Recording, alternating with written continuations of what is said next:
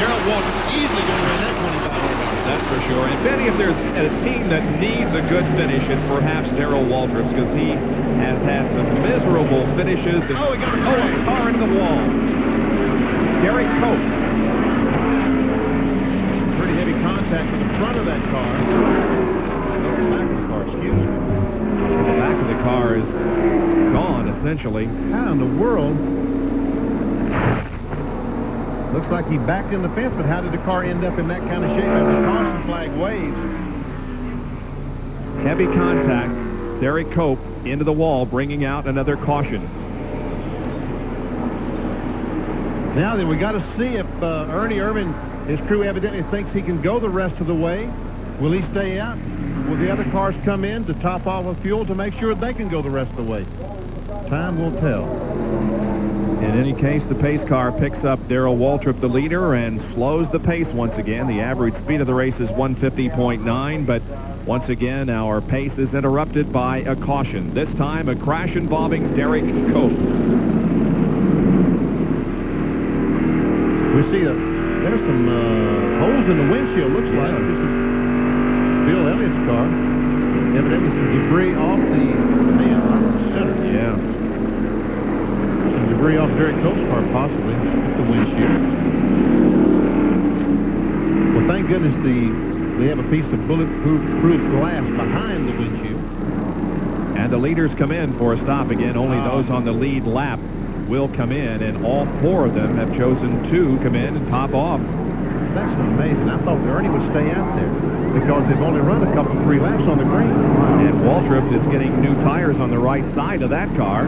They're all going to change tires while they're there. Except the A car. He's not changing tires. Just fuel for Jeff Burton. And here he goes. All the rest of them changing 4 tires. Well, this will give him track position, but I'm not sure how important that is at the moment. Waltrip is moving again. So is Ernie Irvin. Morgan Shepherd's crew completes the work on the Citgo Ford, and he goes. And Jack, why only gas for Burton? Bob, you got to remember that the Burton car is shod with Hoosier tires. And remember, Ernie Irvin was the first one to point it out that the Hoosier tires, the longer that they're on, the better they seem to get. The biggest concern that this team had was whether or not they were going to have enough fuel. That's why Jeff Burton backed off the throttle just a little bit, because they were trying to conserve fuel. Let's check in with Larry McReynolds and Dr. Jerry Punch. Larry, why would you come back in? Your car just 4 on the lead lap. You made a pit stop maybe 6 or 7 laps ago. Yeah, we topped off and we was good to go on fuel, but 4 cars on the lead lap. We'll take them fresh tires anytime, especially when we're trying to run against that 17 and 8 right now. So the 4 fresh tires is worth the gamble. Even if nobody else would have pitted, it's still been worth being 4th with 4 fresh tires. But I think 3 of the other 4 took fresh tires, so we like it. We'll see if the tires will make a difference. 3 of them decided to go with tires, 1 didn't. We'll find out who went. As the field begins to assemble, but up on the racetrack, high in turn number 2, is still the crashed car of Derrike Cope. Let's see if we can determine what happened. We ride along with Derrike. There he passes by Ted Musgrave. Goes in the corner, and the car just all of a sudden went sideways. I don't know if there was some contact with the 16 car or not. Now, what happened to Bill Elliott? We noticed a shattered windshield on his car. Let's see if we can determine. Yep. Wow.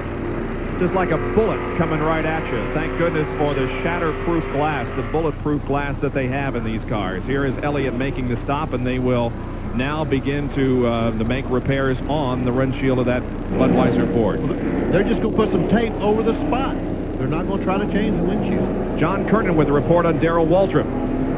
Well, Darrell Waltrip did not want to pit that time. As you said, Vinny, they only had just a few laps on the tires, but his crew chief, Barry Dodson, knew that the Goodyear teams would come in and change tires. Darrell, of course, on the Hoosiers. So he said, hey, why give them a 2-3 lap advantage? The tires have seemed fairly equal on the top cars today as far as the lap times falling off. Fuel-wise, they were good to go with only 1 more pit stop, but they just did not want to take a chance and give up a couple of laps of older tires to the Goodyear teams. So So I'm we're looking down right now and seeing Derrike Cope walk out of the ambulance into the hospital. That's good news. That is good news. So Derrike Cope apparently not injured, at least not injured seriously, in his incident with the wall in turn number 2.